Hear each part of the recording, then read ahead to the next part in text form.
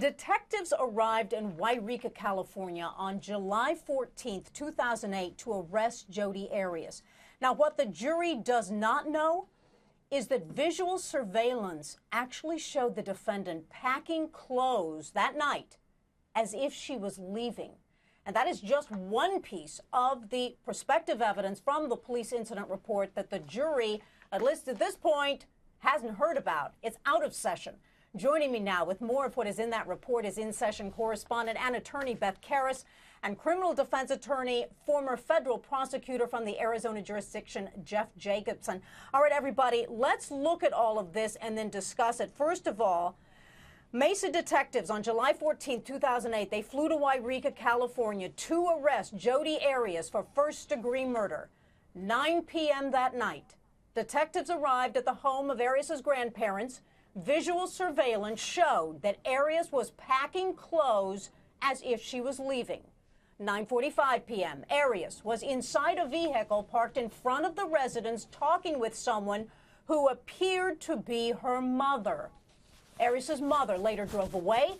Arias then went back into her grandparents' home. Midnight, officers left the home to return in the early morning hours. Decision made to arrest her if she attempted to flee. July 15, 2008, 6:30 a.m., surveillance team set up at the grandparents' home shortly after a Chevy Cobalt parked in front of the home. 9:39 a.m., Arias taken into custody. 9:40 a.m., search warrants of grandparents' home executed. Evidence indicated that Arias had purchased a high-point 9mm gun. 1:15 p.m., search warrant executed at the home of Arias' parents.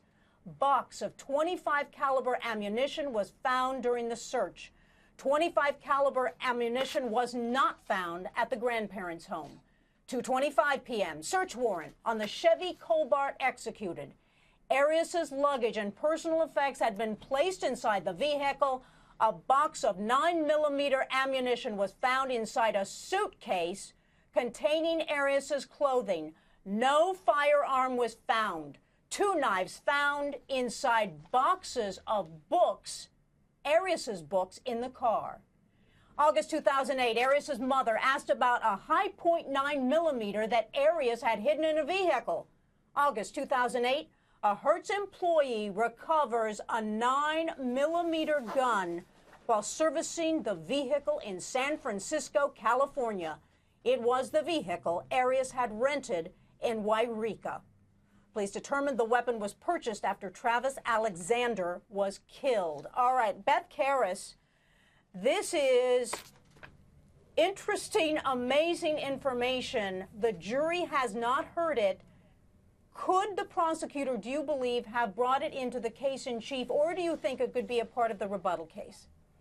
I don't know that it's going to be relevant to anything. I think that she might be asked about it if she testifies. There's got to be a reason why they waited to arrest her, because she was indicted on July 9th. 2008, which was her 28th birthday, by the way. And for some reason, they waited almost a week to go get her. Now, an indictment serves as a warrant for the arrest. So they could have picked her up at any point. But for some reason, they waited until the 14th to send officers up to Wairika from Mesa, Arizona. So we don't really have the full story of why they waited. But they did have her under surveillance just to make sure they had her and they were going to pinch her, grab her when they could.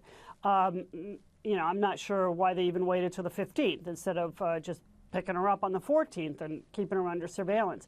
The gun she did talk about she mentioned it in the interrogation video, which we saw. I don't remember if she said it the day she was arrested, the day after. She said to Flores, I did buy a gun, you know, presumably for her protection, maybe, after Travis Alexander's body was found. And Flores responded to her in the interrogation video, we probably found it by now. Well, we now know that they didn't find it in the search of the car. They found the ammunition. They found evidence in her grandparents' home that she had purchased a gun after Travis Alexander was killed.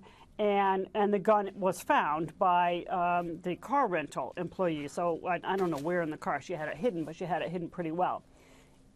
You know, maybe if I could see her being cross-examined on this, though.